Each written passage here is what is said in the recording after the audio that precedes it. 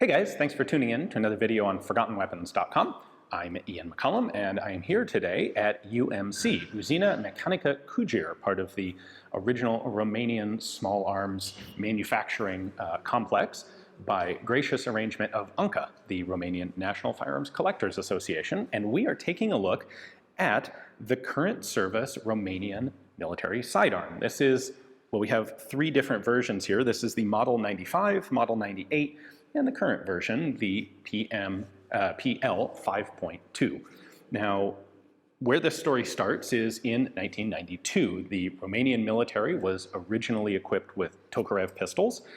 In the 1970s, they adopted essentially a domestically manufactured copy of the Walther PP. That was the Model 74, the Carpați. Have a video on those already. If you're not familiar with them, you can check that video out. But after the fall of communism, as Romania is looking to integrate more into the West, well, those Carpați pistols are getting kind of long in the tooth. And the Romanian army in particular wants something more modern. They want traditional modern double stack 9mm service pistol. So in 1992, they kind of assess what's out there and available. They narrow their search down to 4 different patterns and ultimately land on the Jericho, the IMI Jericho, as a pistol that they would like to manufacture. Now, they don't actually have the technical data package for it, but starting in 1992, they decide to reverse engineer the Jericho and produce it domestically. So this process takes about 3 years to develop the pistol and the tooling and have everything ready. In 1995, the first prototypes are manufactured. They go through a fairly extensive testing process by the Romanian army. They're accepted, and this becomes the Model 95 pistol. There would subsequently be an order for 10,000 of them manufactured, and they're used to equip the Romanian army. Now, they don't fully replace the Carpați, but for practical sake, mostly they do. This becomes the standard issue Romanian army pistol. Now, in service, it's reliable, it's effective, it's well-liked, but it's a little bit on the heavy side. As you would know if you've handled a Jericho, there's a lot of steel on this thing. And so the reports back, the user feedback is that the gun's good, but people would appreciate it if it was a bit lighter. There's in particular comparison to the Beretta 92 that makes an appearance in Romania, which is lighter than the Jericho. And so when the police approach Cugir for a version of this pistol for themselves, Cugir looks into how they can lighten the gun. And they find a couple places in the slide and frame where they can remove some material, and they're able to cut about 100 grams off of the overall weight of the gun. So a couple ounces. It's not a ton, but it does make a difference. That version is the Model 98. We have an example here. There's a little bit of variation in its manufacture, which we'll take a look at in just a moment. And a production run of 5,000 guns is made under contract for the Romanian police and the Romanian Ministry of the Interior. That production run goes into the early 2000s, at which point production shuts down, like they've completed all of their contracts, and there's a hiatus for almost 20 years until 2021, when the Romanian army comes back and asks for another 1,000 pistols to be manufactured. Those are, well, they're mechanically the same as the Model 98. They're the lightened version of the gun, but by the time this production begins, there are a couple of technical challenges presented to Cugir. When the early guns were manufactured, they were all made with Romanian steel, domestically produced Romanian steel, and that steel was all manufactured to Russian standard specifications. So you go looking for steel 123A based on Russian production. That's what they used. That's what the technical design package that Cugir produced specified. Well, when they come back in 2021 to make another batch of the guns, the steel industry has changed in Romania. The Russian standards are no longer being used, and so they actually have to take some time to essentially redefine all the material specifications to Western standards that are now in use. So, with that background in mind, let's go ahead and take a closer look at each of these 3 models in succession, and I'll show you specifically what the Romanian army is using. Fundamentally, this is really a copy of the Jericho. There are a few stylistic differences that the Romanians put onto it. Let's start with the markings.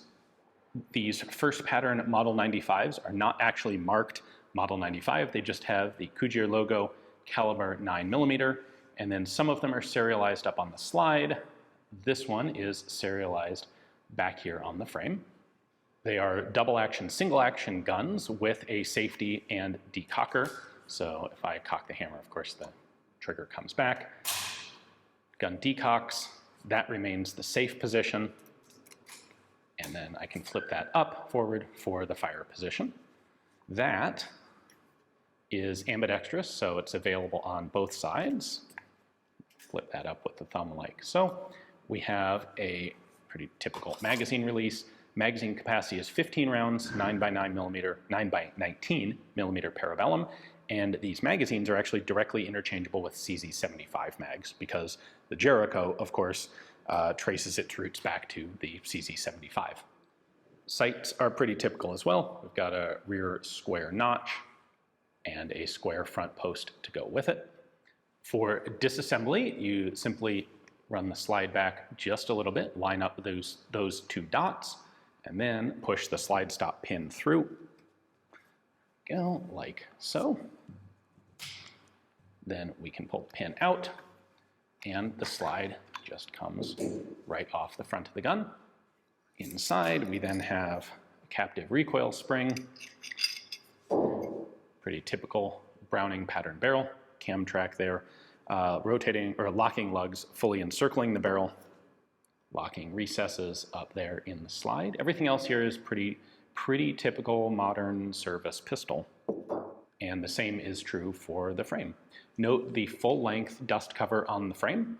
That is an element that would change when they go to the Model 98. Production standards on the Model 95 were generally quite high. There's some features on here like chrome-lined barrels. The frame is forged and then milled. They put a lot of effort and work into manufacturing these. They're high-quality guns. I also will draw your attention to the fact that we have a full backstrap here with two grip panels on the sides. That will also change when we go to the Model 98. Moving to the 98, we have a number of changes. The first really obvious visible change is to that full-length dust cover, which they have now cut back. So by cutting off about this much of the bottom of the frame, doesn't really create any problems on the gun, and it's a good way to remove some material and lighten things. I've already removed the grip screws here, so I can pull that off, and you can see we no longer have a solid rear frame like the Model 95 had. So you can cut away material back here, cover it with a lightweight grip, and again, remove some mass from the gun. Now, these are actually marked Model 98. So we have a 2005 production date on this example, Cugir logo, caliber, Model 98. We have our serial number down here on the frame as well as up here on the slide, and also on the molded plastic grips. Now, over the production life of the 98, during this contract for 5,000 guns, the chrome lining would be removed. And this is the result of a number of things. Primarily, they decided that new technology available, new processes like hard nitriding was actually beneficial, gave a longer lifespan to the barrels than the chrome lining. And of course, chrome lining is a really complicated and difficult process. If not done just right, it will give problems like flaking. It's a not particularly environmentally friendly process. Overall, nitriding was seen as better in basically every regard. So in the middle of this contract production, the barrels changed to being hard nitrided. Now, one other element that went into the Model 98s was a rail here at the front of the frame. It's not Picatinny, obviously, it's a proprietary rail, but it's there because the police specifically wanted to be able to use a laser.